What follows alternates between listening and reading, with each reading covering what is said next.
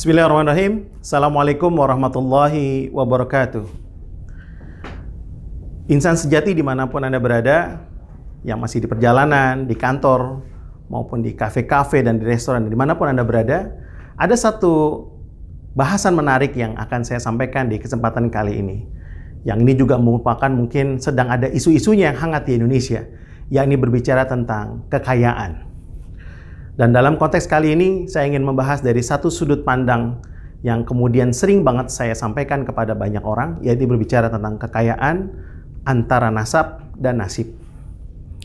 Allah Subhanahu wa taala berfirman, "Innama amruhu idza arada syai'an ayyaqula lahu kun fayakun." Bagaimanapun keadaan kita sebagai manusia, jika Allah sudah berkehendak, jadilah, maka jadilah. Insan sejati dimanapun Anda berada, setiap kita sebenarnya sudah dipastikan rezeki itu akan datang kepada kita. Kita sudah diberikan banyak sekali kemudahan oleh Allah Subhanahu wa taala, kenikmatan-kenikmatan yang saat ini sampai hari ini bahkan kita juga rasakan. Dan untuk kita, bila kita ingin menghitungnya, maka kita tidak akan pernah sanggup. Nah, berbicara tentang kekayaan antara nasib dan nasab, ya.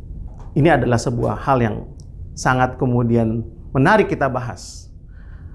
Bahwa ternyata kekayaan itu ada dua unsur faktor yang menjadi penguatnya. Setiap kita mungkin ingin kaya. Dan siapapun bila ditanya, maka mereka juga ingin kaya. Tetapi apakah kemudian kita tahu bagaimana cara meraih kekayaan tersebut?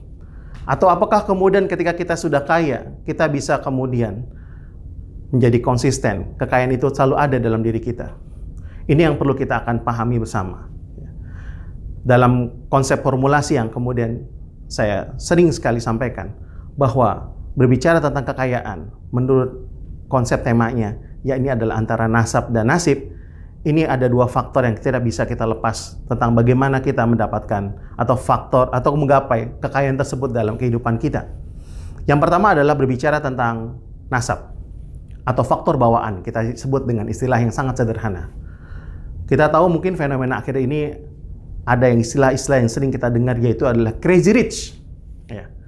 Dan kalau kita mempelajari terkait tentang mereka para crazy rich, setidaknya mereka ternyata secara faktor bawaan mereka memiliki ya orang tua yang kemudian telah menjadi kaya. Jadi ada faktor keturunan di sana dari orang tua yang membuat mereka menjadi kaya. Nah, di bagian kedua terkait dengan faktor bawaan adalah berbicara tentang apa yang menjadi ya potensi kekayaan yang sudah dimiliki dari kita, yaitu berupa genetika potensi tadi. Bahwa setiap kita punya algoritma kekayaannya masing-masing. Dan ini yang kita akan kemudian bahas dalam kesempatan kali ini. Bahwa setiap kita punya ruang-ruang untuk bisa menjadi sukses, menjadi kaya dalam hal ini. Ketika kita bisa mengidentifikasi terlebih dahulu apa yang menjadi faktor bawaan kita. Mungkin kita saat ini bukanlah dilahirkan dari orang tua yang kaya raya. Tetapi kita semua punya peluang untuk bisa menjadi kaya raya. Seperti apa kemudian caranya? Yakni adalah dengan mengidentifikasi apa yang menjadi genetika potensi kita, yang itu akan mengantarkan kita masuk ke dalam algoritma kekayaan yang kita punyai atau kita miliki. Ada mereka yang secara formulanya ya, kepada dua mekanisme yang begitu sangat besar. Ada berbicara tentang bagaimana memulainya dengan sebuah istilah produk, ada lagi yang kemudian satunya adalah berbicara tentang sistem ya, atau kita sebut dengan platform. Jadi ada dua faktor dalam proses faktor bawaan ini yang kita bisa pahami bersama. Insan sejati dimanapun Anda berada, berbicara tentang kekayaan ya, berasal dari nasab atau nasib, kita tidak bisa melepas dari sebuah kondisi atau faktor di dalamnya, yakni adalah berbicara tentang faktor bawaan. Berbicara dengan faktor bawaan, kita tahu bahwa hari-hari akhir-akhir ini kita sering mendengar istilah yang disebut dengan crazy rich. Dan kita tahu bahwa di antara mereka yang crazy rich, orang tua mereka sudah kaya, sehingga kemudian mengantarkan mereka menjadi crazy rich dalam hal ini. Tetapi apakah kemudian ketika kita memiliki orang tua yang tidak kaya, kita tidak bisa kaya? Jawabannya adalah tidak tepat. Setiap kita memiliki kesempatan untuk bisa menjadi kaya. Hanya memang kita perlu menemukan apa yang menjadi algoritma kekayaan kita, yang dimulai dari memahami apa yang menjadi potensi genetika kita. Yang faktor kedua adalah berbicara dengan faktor bentukan. Nah, di faktor bentukan di sini kita memahami bahwa ada istilah yang kita sebut dengan edukasi, pendidikan, untuk bisa mengantarkan kita menemukan cara-cara kita untuk mendapatkan diri kita menjadi seorang yang kaya raya. Ya. Yang kedua adalah berbicara tentang faktor mentorship. Faktor orang-orang tepat yang kemudian akan membawa kita, mengantarkan kita untuk menjadi kaya. Insan sejati dimanapun yang Anda berada, berbicara tentang dua faktor ini adalah dua faktor penting untuk kita bisa merumuskan diri kita menjadi kaya. Jadi kalau bicara tentang nasab, kita berbicara tentang faktor bawaan tadi, maka kalau nasib, kita berbicara tentang faktor bentukan tadi. Ya. Faktor bawaan tadi sudah saya sampaikan, bahwa ada istilah yang kita sebut dengan bagaimana kita membentuk ya, algoritma kekayaan dalam hidup kita dengan memulai kita memahami apa yang menjadi genetika potensi kita. Dan faktor bentukan, kita berbicara tentang bagaimana kita menghadirkan pendidikan yang tepat dan mentor-mentor yang tepat untuk mengantarkan kita menjadi orang yang kaya. Dan dua faktor ini adalah faktor yang tidak bisa terlepas dari kehidupan kita. Jadi kaya adalah sesuatu yang bisa kita dapatkan. Hanya memang kita perlu ketahui terlebih dahulu dari awal apa yang menjadi dua faktor tadi dalam kehidupan kita. Insan sejati dimanapun Anda berada, berbicara tentang masalah kaya antara nasab dan nasib, di kami telah ada ya beberapa pertanyaan yang mungkin akan saya sampaikan ya, terkait dengan pertanyaan-pertanyaan sesuai dengan tema kita pada kesempatan kali ini. Ya, jika ada yang mungkin belum bisa terjawab, mungkin kita akan jawab di lain waktu. Dan kali ini kita akan pilihkan beberapa pertanyaan yang sudah masuk dalam sosial media yang ada di kita. Yang pertama adalah berbicara tentang mengapa Allah ciptakan kaya dan miskin. Ini pertanyaan menarik ya. Bahwa ternyata ada dua hal yang mungkin bisa kita sama-sama pahami. Bahwa Allah menciptakan ada kaya dan ada si miskin. Yang pertama adalah menjadi sebuah hikmah buat kita.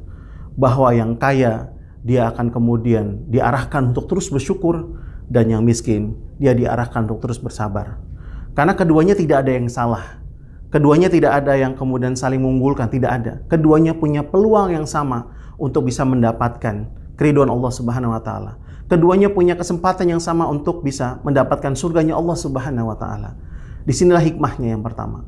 Yang kedua adalah terjadi sirkulasi yang sangat luar biasa ketika ada interaksi antara si kaya dan si miskin, di mana si kaya memberikan sedekahnya, memberikan sebagian hartanya untuk si miskin, dan si miskin pun mengelola atau bahkan kemudian memanfaatkan kekayaan dari si kaya tadi dalam keadaan yang sebaik-baiknya.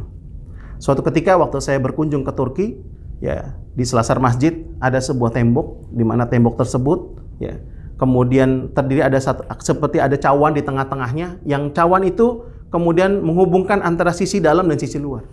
Saat saya bertanya dengan sahabat saya di Turki, saya tanya, untuk apa cawan ini diadakan? Ternyata sahabat saya tadi mengatakan bahwa ini adalah tempat di mana dulunya orang kaya itu bersedekah dan orang yang miskin mengambil sedekahan tersebut. Lalu kenapa harus ada cawan? Iya, supaya orang yang bersedekah tidak dikenali dan orang yang mengambil sedekah tadi juga tidak dikenali.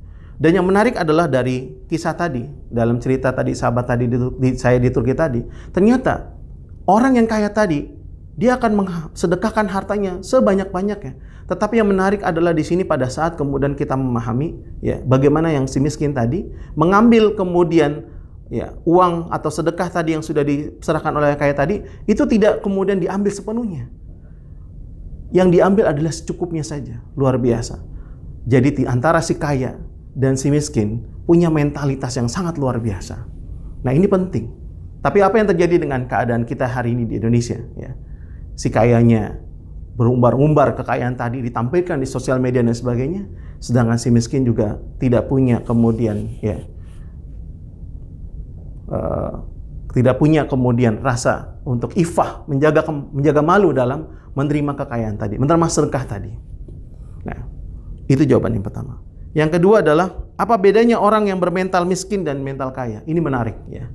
Saya ambil dengan sebuah istilah begini atau sebuah cerita begini. Kalau saya bertanya kepada insan sejati semua yang menonton acara ini, kalau kemudian Anda pergi ke sebuah restoran atau ke sebuah warung makan, Lalu Anda melihat menu, bagian mana yang akan Anda lihat? Sebelah kiri kah menu makanannya atau harganya? Nah, apa jawabannya? Rata-rata ketika saya bertanya tentang hal ini, mereka menjawab bahwa mereka banyak melihat daripada sisi kanannya, harganya.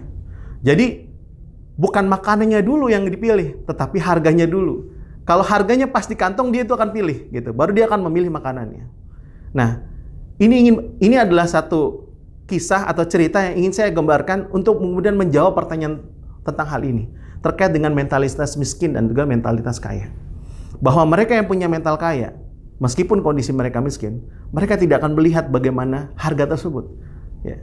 Mereka memilih menu makanan tadi berdasarkan menjadi apa yang menjadi kebutuhannya. Bahkan kalau bisa, ya, mereka memilih apa yang menjadi signature-nya, menjadi yang terlarisnya di tempat makan tersebut. Gitu. Untuk apa? Untuk membangun mentalitas kekayaan kita. Karena sesungguhnya Islam telah mengajarkan kita bahwa kita bukan hanya ya diharapkan kaya, tidak, tapi kalau bisa kita semua menjadi kaya. Ya. Kita kaya. Kenapa? Karena kekayaan ketika dipegang oleh umat Muslim, umat Islam, maka akan dikelola dengan sebaik-baiknya. Nah, disinilah mentalitas kaya perlu kita bangun. Dan dalam satu teori yang kemudian saya dapatkan, bahwa mentalitas kaya itu setidaknya ada 3 hal menjadi ciri-cirinya. Yang pertama adalah berbicara tentang rakus akan ilmu, kedua adalah ambisius terhadap kebaikan, dan yang ketiga adalah kecanduan dalam sedekah. Nah, apakah kemudian mentalitas kaya ini ada dalam diri kita? Jadi kekayaan itu adalah sebuah proses. Kita bisa menggapai kekayaan tersebut dengan sebaik-baiknya.